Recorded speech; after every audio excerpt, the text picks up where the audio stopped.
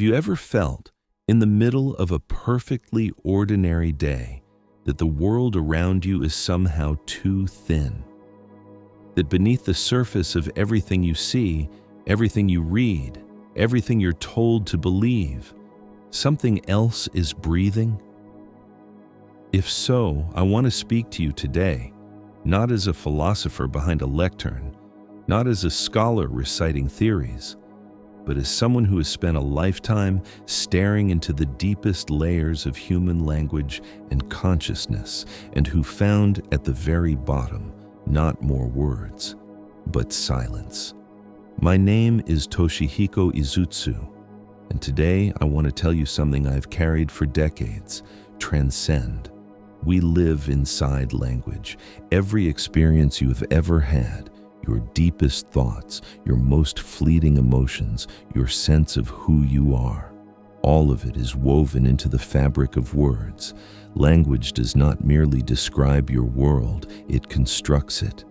Without words, the world does not disappear, but it loses its shape.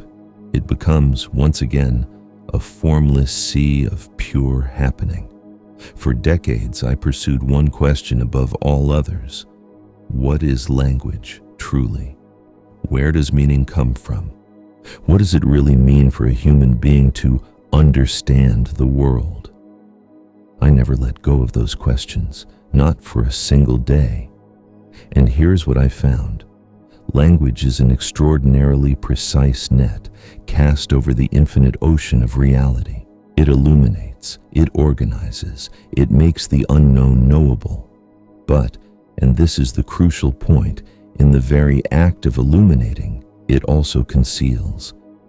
Everything that cannot be named is pushed into the shadow. The infinite possibilities of the world are folded away, hidden behind the categories we inherit from our culture, our education, our era. So are we prisoners of language?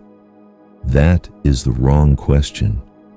The answer is not to flee from language, to reject words, burn your books, and retreat into the mountains. I have never believed that. Escape solves nothing. The answer is the opposite. Go further in. Use language to its absolute limit. Sharpen your thinking to a razor's edge. Analyze, question, dismantle, rebuild. Push words until they break. And then, in that moment of breaking, listen very carefully to what remains. In my research into Islamic mysticism, into Sufism, I encountered something that stopped me in my tracks. The great Sufi poets wrote of a state they called fana, self-annihilation, not death, not despair, but the dissolution of the constructed self, the I that language builds word by word, year by year, into something vastly larger. They described it as the moment when the seeker does not arrive at God, but merges into the divine, the way a river loses itself in the ocean. This is not merely a psychological metaphor for letting go of ego. It is something more radical. The entire framework of meaning, the I as a linguistic construct, is transcended. What remains is not emptiness, but a kind of luminous, wordless awareness, the ocean of consciousness itself. And when I turned eastward, toward Japan, toward Zen, I found the same river flowing under a different name. Mushin, no mind, the state in which thought does not cling to thought. Furyu Monji, the teaching that cannot be carried by words, the truth that must be grasped directly in the silence after language has exhausted itself. Picture this: a Zen monk sitting alone in a bamboo grove. The wind moves through the leaves. There is no concept of wind, no theory of fluid dynamics, only the sound, dry and whispering, only the movement of bending stalks. In that moment, there is no boundary between the monk and the grove. The whole scene breathes as one, undivided, alive with meaning that exists before it is named. This is what I mean by the deep structure of meaning. Meaning is not located inside words. Meaning seeps through words the way light seeps through paper. And when the words fall away, when language finally runs out of road, a different kind of world opens up.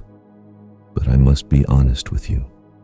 This transformation cannot be achieved by thinking harder. You can read every book ever written.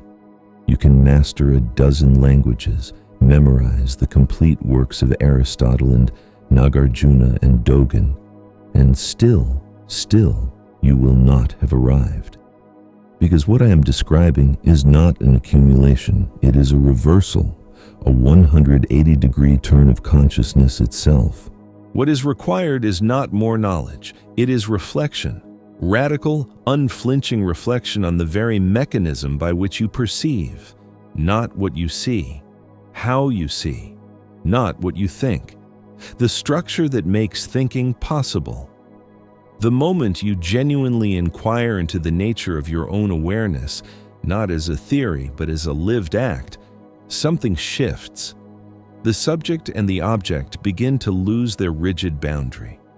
The one who observes and the thing being observed start to dissolve into each other. What remains is not confusion, it is clarity of a different order entirely. The ancient teachers called it different things in Sufism, Fana, in Zen, Mushin, or Satori.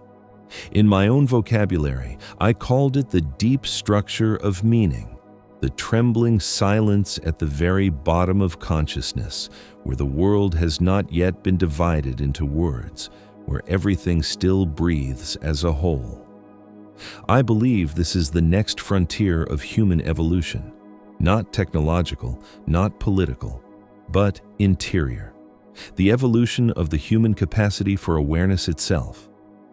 Now, let me speak directly to you. If you feel a persistent, nameless unease with the world as it is today, if the flood of information makes it hard to breathe, if you sense somewhere beneath the noise that something essential is being drowned out, then hear me clearly.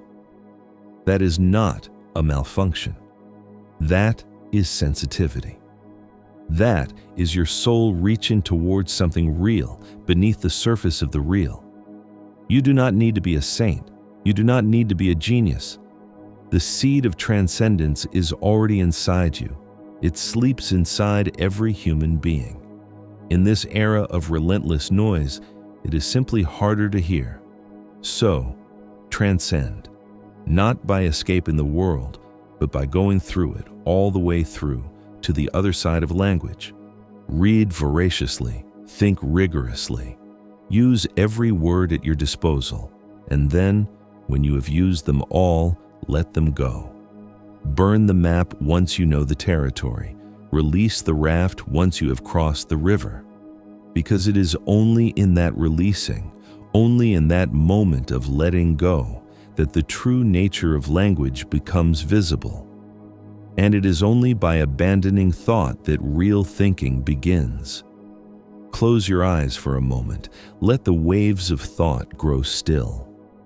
Notice what happens to words when you stop chasing them. They grow softer. They begin to echo gently inside you. And then, slowly, even the echo fades. What remains is not nothing. It is a pure sense of being here, the quiet breath of the universe, a presence without a name. That is the entrance to what I mean by transcendence. It is the depths of consciousness itself, and it is the origin from which the world breathes its truest meaning. When you stand at that threshold, the world changes before your eyes. Trees begin to speak, wind carries ancient wisdom, silence itself becomes eloquent, and you no longer live inside the arrogant structure of I who understand the world, but inside the miraculous event of the world appearing as me. So I say it one final time, transcend, not into abstraction, not into escape, but into the fierce quiet depth of things as they are. Drown in words, then surface beyond them. Consume knowledge, then release it like smoke. And when you finally let go of everything, you will be free. free from the tyranny of rigid belief, free from the seduction of beautiful but hollow words. Living at last in the pure openness of awareness right here, right now.